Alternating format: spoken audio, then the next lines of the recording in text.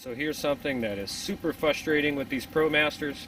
Seems like the headlights go out all the time, and then if you smack it, it turns right back on. So I'm going to, in this video, diagnose and troubleshoot this, and hopefully it'll help you out. The second time in 2 days I have had to hit the headlight to get it to work, so I'm taking it apart tonight. There is an access panel behind the headlight. You can pull the bulb out, but I'm just going to take the whole assembly apart so that way we can clearly see what's going on. To get the headlight out completely so we can see it easily, there is a cover on the top of it we have to remove right here. There's 2 Phillips head bolts. Down low here there's another Phillips head bolt, and this bottom piece just kind of like unsnaps off this side. So we're going to take this off, and then we're going to unmount the headlight and take it all apart, look at the connector, and figure out what's going on, because this is like the 1000th time I feel like I've done this already. That's one thing about this Promaster, the headlights always go out, and then sometimes it's the bulb. I've had to do the bulb like twice in 3 years, but a lot of times, like every time I have to drive, I gotta smack that headlight. Also, these cab lights up here, they don't work half the time either. You gotta smack them and then they turn back on. I don't know, I'm gonna look at that next, but it happens to my brother's van as well. It's very frustrating. So hopefully we figure out what it is today. I got the panels loose here. This top one, you just take those 2 screws off and then you lift up this way to remove it. You can see there's a couple snaps, but there's also this lip in the back. So when you're taking it out and putting it in, you're gonna do it like that. Bottom plastic panel, the way that one comes off is the Phillips head bolt over here, and then on this side it unsnaps that way. So just be careful you don't break those tabs off. I broke the tabs on my other one the first time I did it. Okay, so I've had the headlight off once already, but I do want to capture this on camera, how you pull it out. Once you get the 3 10mm bolts out, then from there it just kind of unsnaps.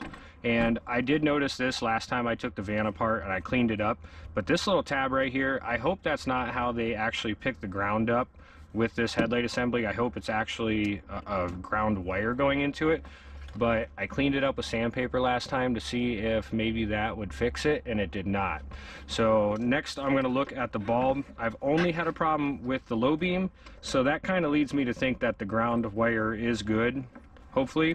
But when I look at this low beam bulb, take a look at the connection points. Like when I rock it back and forth, the lower connector here, you can actually see this thing moving up and down with the bulb. That indicates to me that it's a pretty good connection. This top one here, when I flex that bulb around, that connector doesn't want to travel with it.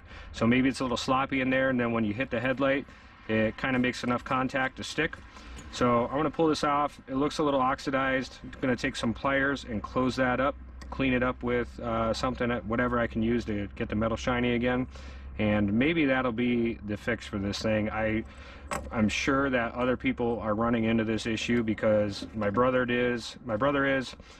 Another buddy I know is going through the same issues with his, and it just seems like these things are prone to it. So maybe this will be the end-all video to help solve this.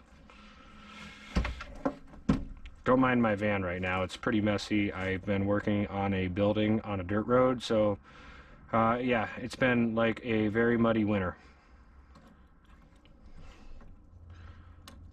Hi Duke, what's up, boy? Alright, I gotta go work. Bud.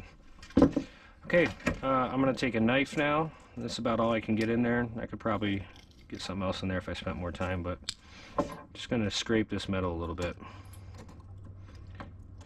Expose some metal. See, that to me looks oxidized.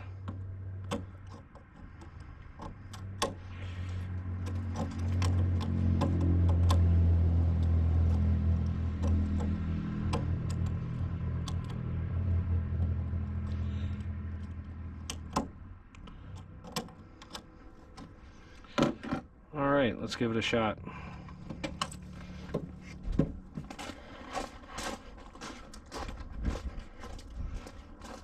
Gonna get the bulb. Got the bulb in.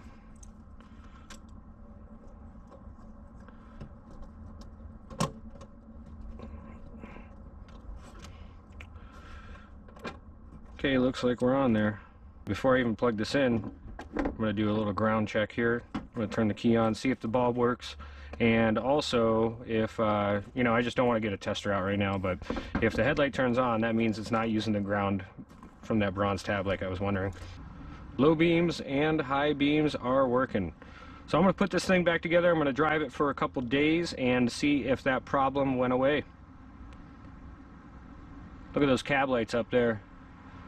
It's the next project. Last time I just smacked them and they worked. Alright, so we're going to put the headlight back on. Get it snapped into place there. Ready for my screws. Okay, the headlight's back on.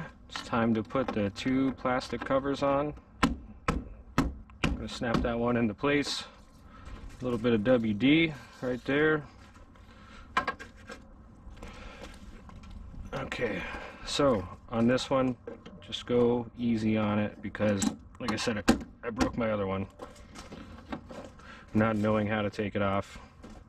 I'm going to go WD-40 here, here. Okay, one thing on these Promasters that I saw in another video, a guy was explaining, is that on this catch right here, there's a drain.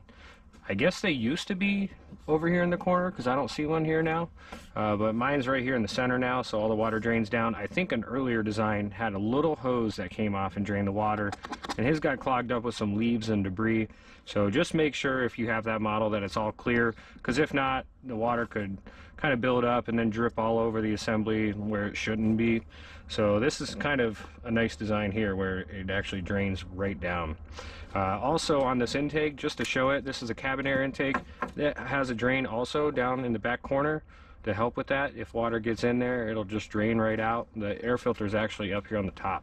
So, okay, let's get it on the road and see what we got.